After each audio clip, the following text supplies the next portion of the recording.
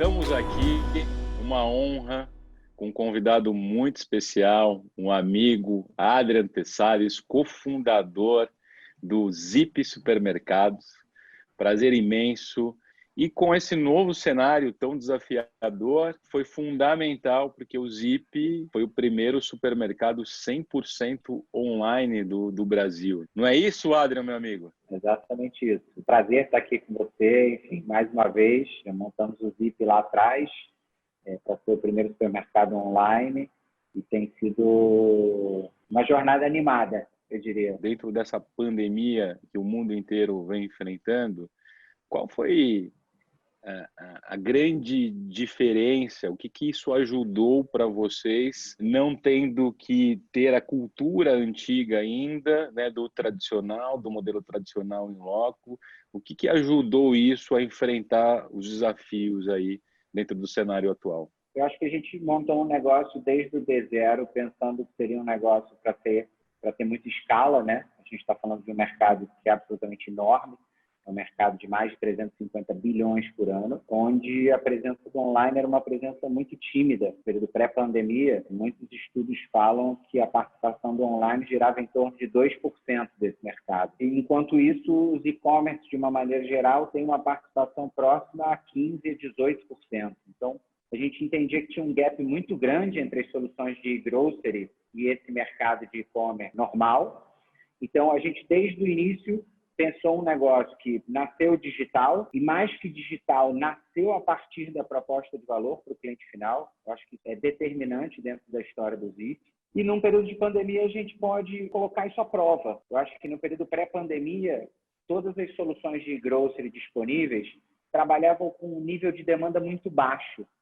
Então, quando você tem um nível de demanda muito baixo, os seus processos e as suas soluções não são verdadeiramente colocadas à prova. A gente vê muitos players, inclusive hoje, que têm soluções online. As soluções online, durante muitos anos, foram um acessório de uma operação que estava desenhada para ser física, né? Estava desenhada para acontecer numa loja física, então desenvolveram, eu costumo chamar de um puxadinho, e esse puxadinho era o online, que quando você tem uma baixa demanda, ele funciona muito bem. O que aconteceu durante o período de pandemia foi bastante curioso, porque a gente estava plenamente pronto, não para essa demanda, né, mas para um negócio de escala.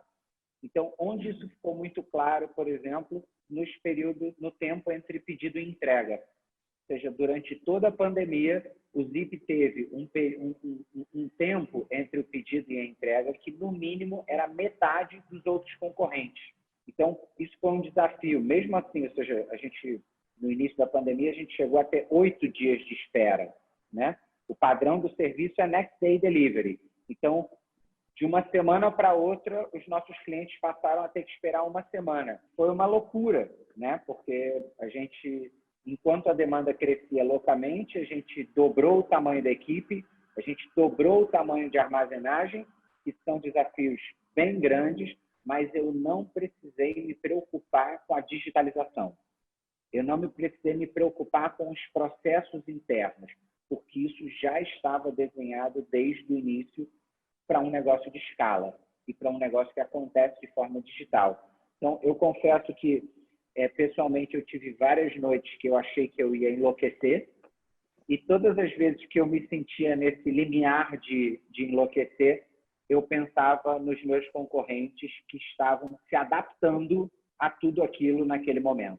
O ter nascido 100% digital se mostrou como um diferencial muito interessante no início da pandemia, né? Ficou muito claro, foi um período de provação muito rico para o Zip, né? Durante muitos anos dentro do Zip, a gente ouvia muitas pessoas questionando: pô, essa é uma solução muito legal, mas você tem um faturamento meio pequeno ainda, né? Será que você consegue manter esse negócio quando você estiver faturando 5 vezes mais? E a gente não só conseguiu manter, como a gente evoluiu muito.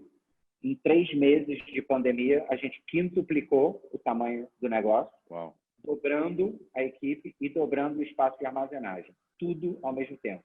Agora, olhando na ótica também das pequenas, para as pequenas e médias empresas, vocês que já vêm obtendo aí nos últimos anos um crescimento exponencial, com um mindset já digital, se você pudesse dar dicas ou alguns conselhos, como fazer essa transição, ou seja, como mudar essa cultura do analógico para o digital. Óbvio que hoje as empresas estão sendo forçadas a fazer isso, mas se você tiver algo para compartilhar. É um desafio, de fato, bem relevante. Não só para pequenos players, novos entrantes, eu acho até que o desafio é menor para novos players do que para os players já estabelecidos. Se eu fizer uma retrospectiva do que a gente fez no Zip, no final das contas, eu entendi muito bem a dor do meu cliente, primeiro. Eu defini primeiro a proposta de valor e depois eu estruturei tudo da porta para dentro. É isso que é muito difícil para os players que já estão estabelecidos. Ou seja, se você, Daniel, já tem um supermercado, você já tem loja física, você já tem um estoque para abastecer esse supermercado, e eu viro para você e falo, Daniel, a gente tem que montar um braço online, online é o futuro, a gente tem que ir para esse caminho. O que é mais natural é que você me fale assim, Adriano, maravilha, concordo contigo, vamos fazer o seguinte, usa minha loja, use meu estoque, eu já tenho isso. Você precisa de um lugar para pré-separar, você precisa de produtos, já tenho, usa. É o mais intuitivo. Mas não é o que garante a melhor experiência para o consumidor final. Então, isso é muito conveniente para quem tem a loja. A solução que você está desenhando tem que ser conveniente para o consumidor final. Então, acho que foi isso que a gente fez e que eu acho que é muito interessante dentro do Zip. Eu parti de uma folha em branco. Eu não tive que me preocupar em aproveitar uma loja física, em aproveitar um depósito. A gente vê muitas iniciativas hoje no mercado, grandes players falando, a gente vai investir no online e agora montamos side stores, ou seja, lojas dedicadas para o online. Desculpa, esse preço de metro quadrado é muito caro. Isso não viabiliza.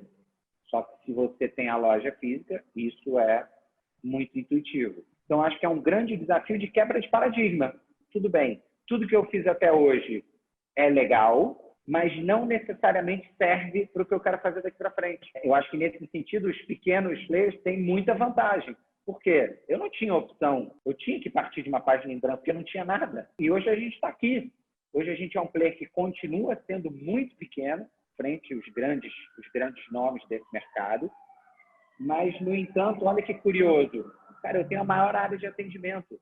Porque lá atrás, como eu parti de uma folha em branco, isso me permitiu ter uma eficiência operacional, uma eficiência financeira que é impensável para os meus concorrentes. Que é impensável quando você pensa em adaptar um modelo. Definitivamente, o e-grocery, ele não aceita adaptações. E isso quando eu estou falando de abastecimento doméstico. Né? Quando você fala de entregas express, que é uma coisa que está muito em voga hoje em dia, eu acho que o modelo in-store funciona. Estou cozinhando, acabou meu azeite. Caramba, eu preciso de um azeite. O Express resolve. Mas a gente não pode esquecer que muitas pessoas têm um costume de consumir que não é esse. Que é, o Daniel vai lá, uma vez a cada 20 dias, ele dá uma olhada na casa dele, ele monta uma lista, que é uma lista robusta. Que se você for resolver num cenário in-store, você inevitavelmente vai ter que passar por uma etapa que é alguém te ligando falando, Daniel, olha só, o arroz não tem, o açúcar está em falta, posso trocar por outra marca? E isso não é a experiência de e-commerce. E-commerce é o que a Apple oferece. Você escolhe um iPhone rosa de 32 GB, daqui a 3 dias chega na sua casa. Isso. Ninguém te liga depois. Só que, se você opta por uma solução in-store, você tem que lidar com isso, porque uma loja tem um estoque flutuante de 20%, porque lá dentro transitam pessoas. Então, não dá para fugir disso. Tem coisas muito interessantes no futuro nesse cenário.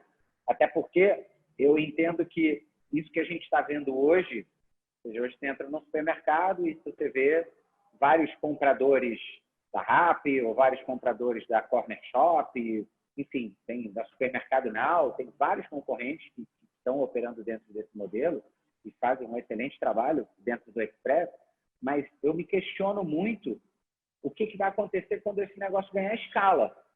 Porque a gente está falando de 350 bilhões e hoje 10% está no online. O que acontece quando for 90% no online? Pois é.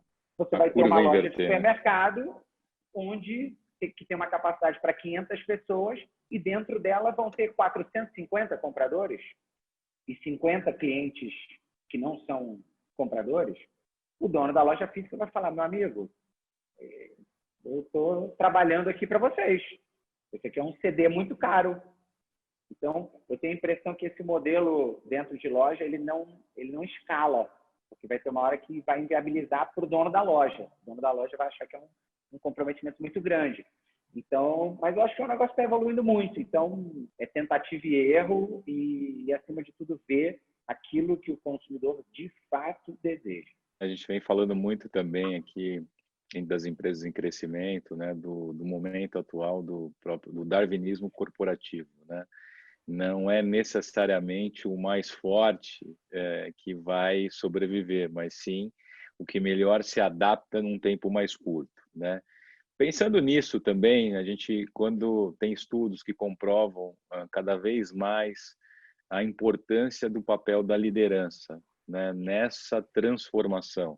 A gente falou da empatia, nós falamos, né, de olhar de fato para o teu cliente, a preocupação em melhorar essa experiência, né? Mas a gente não pode esquecer, mesmo sendo num processo digital, né, que existe colaboradores.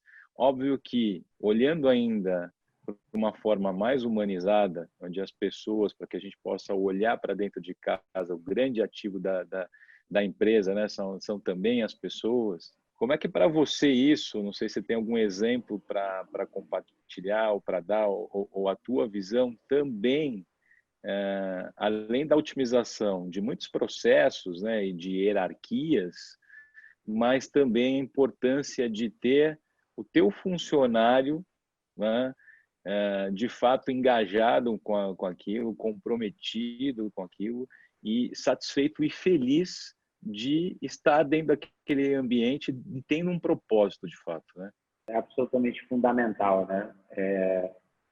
Dentro do Zip a gente conquistou isso entre os 3 sócios fundadores, fazendo 1000 entregas, né? Os 3 sócios fundadores foram os melhores entregadores, os melhores empacotadores do Rio de Janeiro. Então, durante 1000 entregas, a gente fazia todo o processo de ponta a ponta. Então, hoje, quando eu tenho uma equipe de 70 pessoas e eu tenho alguém da equipe de entrega que me diz, mas isso não dá, eu tenho muita propriedade para dizer que dá.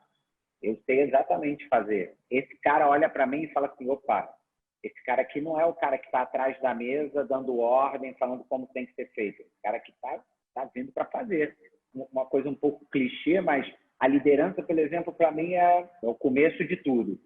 Mas eu acho que tem uma coisa muito interessante também, que é, por exemplo, eu gosto de usar como exemplo que nem tudo, as coisas nem sempre correm bem, né, nas entregas. Às vezes a gente trabalha com o ovo, que é um produto que deveria ser um divisor de águas entre os e-commerce. Os e-commerce deveriam ser divididos entre os que entregam ovo e os que não entregam ovo, porque é um único produto que impacta a tua cadeia do início ao fim. Você tem que repensar tudo dentro da empresa para incluir esse produto no mix. Então, às vezes você chega na casa do cliente e o ovo está quebrado. E se eu, de fato, quero oferecer uma experiência para o meu consumidor muito diferenciada, o meu entregador tem que poder virar para você e falar, Daniel, sinto muitíssimo pela falha. Você quer que eu te traga outra caixa de ovos amanhã? Você quer que eu faça o estorno do valor na tua conta? Ou você quer que eu deixe o crédito? O que você prefere? O entregador tem que ser capaz de fazer isso sem ligar para nenhum supervisor, porque o cliente quer a solução do problema no ato. Se você pensa em estruturas muito hierarquizadas ou em estruturas muito tradicionais, isso não existe. Um funcionário de uma equipe de entrega, eu não conheço nenhuma empresa onde ele tenha tamanha autonomia para definir algo na frente do cliente. Mas a gente entendeu que isso era determinante. E isso passa por você ter uma política de tratamento de falhas dentro de casa muito diferente. Ou seja, eu sempre reportei isso muito para a equipe de entrega. Olha, se você tomar uma decisão na hora que você estiver na frente do cliente e ele ficar satisfeito, eu nunca vou puxar a sua orelha. Por mais que você tenha tomado uma decisão que não seja a melhor decisão, se o cliente tiver ficado satisfeito, eu estou de bem. Pode acontecer de você ter tomado uma decisão, o cliente ter ficado satisfeito, e eu viro para você e falo, Daniel, nas próximas, opta por esse caminho daqui, porque esse que você escolheu é ruim por causa disso, disso e do outro. Tá claro para você? Não, tá claro. Maravilha. Segue o baile. Se eu quiser punir esse cara, ou seja, se eu quiser definir processos muito amarrados, onde o cara não tem nenhuma autonomia, desculpa, vai ter uma hora que ele vai ter que ligar para o supervisor. Que vai ter uma hora que não quebrou um ovo, quebrou um ovo e um alface. Pô, será que quando quebra um ovo e um alface eu também posso dar o crédito? Ou seja, se você não empodera o teu time numa cultura onde as falhas são parte do processo, cara, a tua velocidade de inovação é mínima. Então, a gente tem muitas melhorias que a gente fez dentro da cadeia como um todo, que foram sugestões da equipe. Sugestões porque elas se percebiam num cenário onde, pô, cara, as minhas contribuições são bem-vindas. Ele quer que eu fale. Ele quer que eu diga aquilo que pode melhorar. Então, eu acho que isso passa por uma coisa que é de cultura, né? Como é que a empresa enxerga as falhas? Como é que a empresa enxerga a hierarquia? Né? Então, eu acho que a gente foi bem inovador nesse sentido também. Vou explicar um pouco para quem não conhece vocês, mas a história do Zip, né? Quando a gente começou com a história com a SAP, curiosamente, vocês fizeram a implementação do SAP Business One de forma remota, né? Conta para a gente como é que foi essa história. A implementação do SAP do Business One, ela aconteceu no início de 2018, né? De forma remota, né? A gente teve todo o apoio de uma consultoria para fazer a implantação, foi super bem sucedida. Eu acho que uma coisa que ajudou muito a gente passou o ano de 2017 inteiro aprimorando muito bem os processos. Então, acho que uma coisa que foi determinante para que a implantação fosse rápida e bem sucedida a gente sabia muito bem o que a gente queria. 3 meses, né? Foram 3 meses de implantação, já Exatamente. Olhando para o e-commerce de vocês, né? Exatamente. Então, a gente sabia muito bem o que a gente queria, a gente estava muito bem estruturado na especificação do que a gente queria, e eu acho que isso é papel fundamental, porque, do contrário, essa é uma etapa que você tem que passar junto com a consultoria, né? Então, isso acaba estendendo o prazo. E a gente entendeu que o SAP o Business One era absolutamente fundamental para que a gente pudesse oferecer uma experiência de e-commerce real. O que é a experiência real para mim? É uma total integração entre o teu warehouse e o teu e-commerce. Então, como a gente queria fugir dessas interações por telefone com o cliente final, de olha, o arroz não tem, a gente precisava ter uma solução muito robusta, né, do ponto de vista tecnológico, que integrasse muito bem meu controle de estoque, meu inventário, com o meu e-commerce, né? Então, a escolha do Business One foi uma escolha muito simples para a gente, em termos de ferramenta. Eu acho que não é porque a gente está aqui no SAP Now, não, mas se não fosse o Business One, não estava aqui onde a gente está hoje. Teremos o Zip em outras localidades aí do Brasil em breve, para que todo mundo tenha essa experiência aí. Bom, a gente recentemente fechou uma rodada de investimentos. O objetivo dessa rodada de investimentos basicamente é seguir o crescimento no Rio de Janeiro e estruturar o negócio para uma próxima rodada de expansão agressiva ao Brasil. Dentro do Zip, a gente opta por sonhar grande, porque dá o mesmo trabalho. Então, a gente veio para ficar. Então, todas as vezes que eu olho as mídias sociais, eu vejo o tipo de feedback que os clientes dão sobre o Zip. Isso é uma coisa que me chama muito a atenção, porque eu vejo que a gente tem uma base de clientes que são pessoas que são lovers. Então, isso me dá muita confiança que a gente, primeiro, tem um negócio muito diferenciado e, segundo, que tem muito mais gente no Brasil inteiro que quer esse tipo de negócio. Então, assim, a gente enxerga um processo de expansão bem agressivo. Eu gostaria de estar com o Zip presente nas 10 principais regiões metropolitanas até o final de 2022. Adriano, gratidão imensa, sucesso e juntos somos mais fortes, tá bom? Forte abraço. Obrigado, Daniel. Pro alto e avante.